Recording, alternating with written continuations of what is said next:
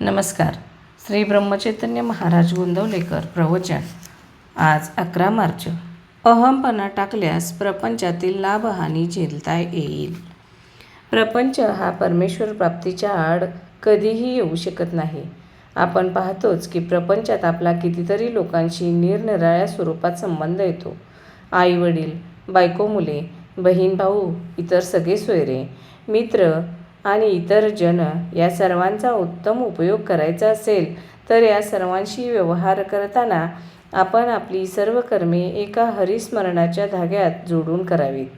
म्हणजे सर्वांशी संबंध सलोख्याचे राहून प्रपंच फारच सुखकर होईल. निदान तो तापदायक तरी खचित होणार नाही. या सर्वांशी संबंध बिघडायला आपला अभिमान, अहमपणा विशेष करून कारणीभूत होत असतो. हा अभिमान श्रीमंतालाच असतो असे नव्हे तर गरिबालाही तो सोडत नाही. आपण पुराणात वाचले आहेच की हिरण्यकश्यपूला जेव्हा भगवंतांनी मांडीवर घेऊन पोट फाडायला सुरुवात केली तेव्हा त्याचा हात अभिमानाने तलवारीकडे केला. प्रत्यक्ष भगवंत समोर असूनही त्याने काही हात जोडले नाहीत. केवढा हा अभिमानाचा जोर! गरीब लोकसुद्धा या अभिमानाच्या आहारी किती गेलेले असतात. एकदा एक भिकारी एकाच्या दाराशी येऊन भिक्षा मागू लागला. तेव्हा तो गृहस्थ त्या भिकाऱ्याला म्हणाला, "अरे, तुला काही काळ वेळ समजते की नाही?" त्यावर तो भिकारी म्हणाला, "जा जा, मला काही तुमचे एकट्याचेच घर नाही. गावात अशी 100 घरे आहेत." पहा, अभिमानाचे तण किती खोल गेलेले असते ते. अभिमान हा शेतात उगवणाऱ्या हरळीसारखा आहे. ही हरळी समूळ नाहीशी केल्याशिवाय चांगले पीक हाती लागत नाही. त्याप्रमाणे अभिमान संपूर्णपणे नाहीसा झाल्याशिवाय परमेश्वरी कृपेचे पीक येणेच शक्य नाही.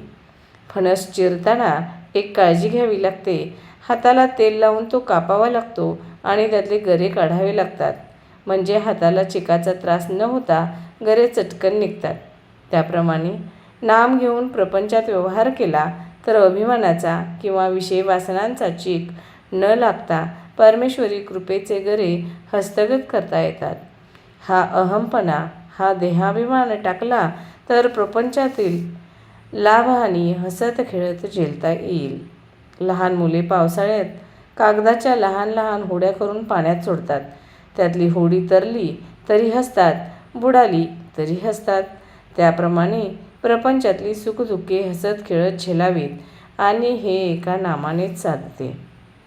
नामस्मरण म्हणजे तू आहेस, मी नाही ही स्थिती होय.